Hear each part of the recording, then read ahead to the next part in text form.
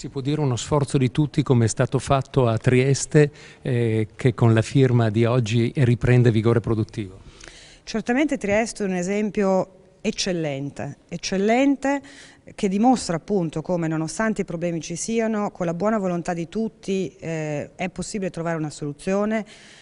Fin dall'inizio tutti in questo caso hanno avuto a cuore un interesse primario, strategico nel preservare la siderurgia, nel preservare i posti di lavoro, nel preservarli nel totale rispetto dell'ambiente, anzi perseguendo anche un miglioramento naturalmente dal punto di vista ambientale e naturalmente anche con un imprenditore, con un'impresa che, come dire, fa il suo mestiere e quindi ci crede, rischia e condivide con tutte le istituzioni locali in primis, naturalmente con il governo, una scommessa importante che va a beneficio naturalmente dei lavoratori e naturalmente anche di tutto il sistema industriale italiano. Per la Regione Autonoma Friuli Venezia Giulia, il Presidente Deborah Serracchiani.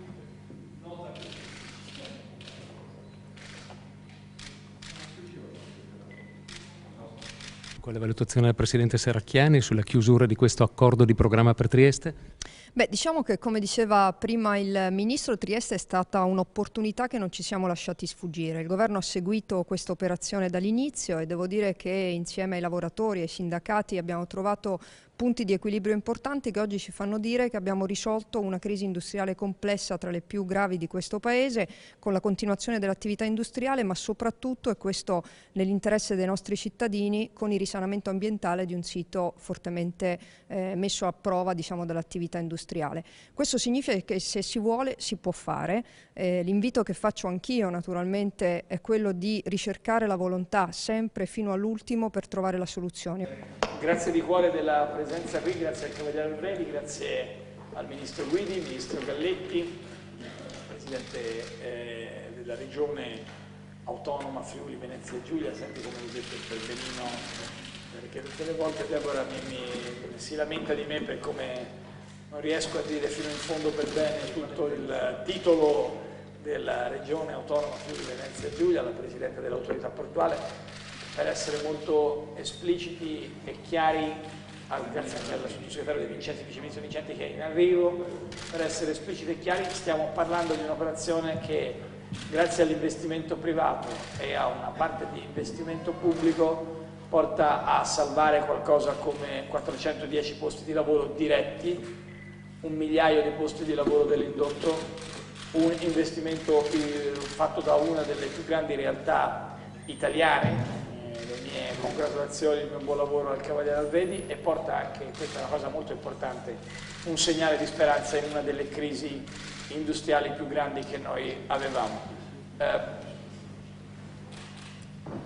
Si salva il lavoro tenendo aperte le fabbriche, le aziende, non alimentando le polemiche e le discussioni. Si salva il lavoro risolvendo le crisi industriali, non giocando a chi urla più forte, e per questo motivo io oggi sono particolarmente felice e fiero di dare il benvenuto in Palazzo Chigi alla firma di questo accordo. Credo che sia un passo in avanti importante, ancora molto da fare, lo faremo con grande decisione e determinazione. Spero che apprezziate l'arrivo di Claudio De Vincenti, puntuale sul proprio ritardo, ma puntuale, diciamo, per concludere. Te non dovevi firmare, no? Quindi abbiamo già firmato tutto anche a nome tuo, Claudio, vieni, accomodati, ma grazie per il lavoro che hai svolto. Cavaliere Alvedi, a lei la parola se ritiene. Io ritengo ringraziare quindi il mio ringraziamento per l'amministrazione della Regione Serracchiani che diciamo in tempi molto brevi e efficaci e efficienti ci ha portato a questa firma.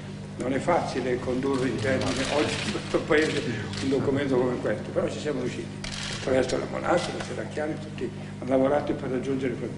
E poi l'impegno, certamente l'impegno verso Trieste che è tutto sommato una emanazione, non un'emanazione ma un completamento di quello che è lo stabilimento di Cremona.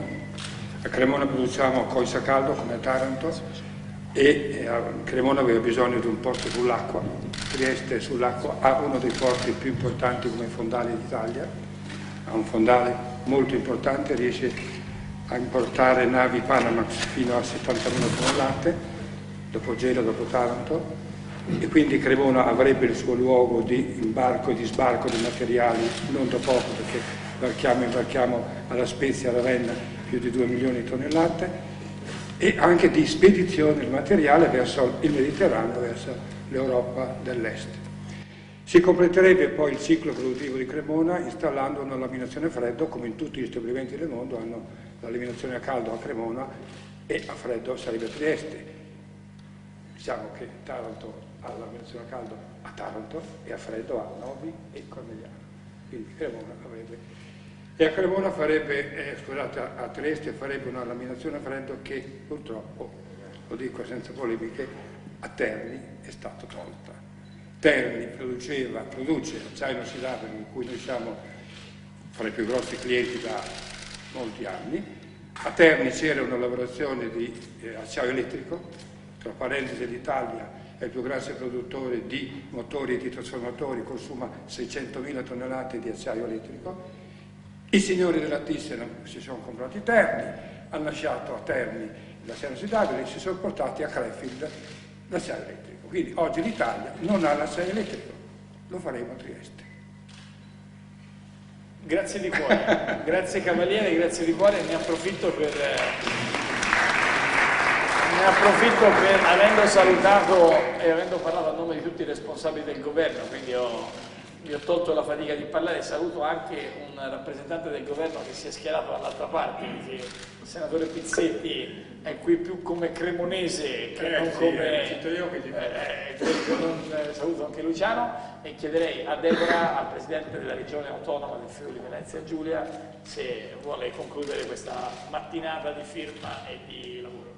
Ma grazie, io davvero desidero ringraziare il Presidente del Consiglio perché credo che abbia colto assolutamente l'importanza di questo gesto e da parte mia davvero un ringraziamento a tutto il Governo, al Ministro Guidi, al Ministro Galletti, al Vice Ministro, all'autorità portuale, perché insomma abbiamo fatto un lavoro di squadra insieme al Cavaliere Arvedi che credo sia la fotografia migliore di un Paese che sta tentando in tutti i modi di risollevarsi, di mantenere la propria produzione di qualità, di guardare lontano, anche perché non vogliamo perdere quello che abbiamo, ma vogliamo consolidare la nostra industria e svilupparla ancora di più. Quindi non possiamo rinunciare alla siderurgia, che è fondamentale, e quindi partiamo da questi gesti concreti. Ricordiamoci, come ricordava prima il Presidente Renzi, salviamo anche tanti posti di lavoro in una crisi industriale complessa, dichiarata poco più di un anno fa e che trova finalmente una sua soluzione. Quindi è possibile davvero risolvere anche una crisi industriale complessa e quindi credo davvero che abbiamo dato prova tutti insieme di avere davvero la possibilità di fare e fare bene. Questo credo che sia la risposta migliore a tanti che ancora non credono in questo Paese con un fatto concreto come questo. Grazie.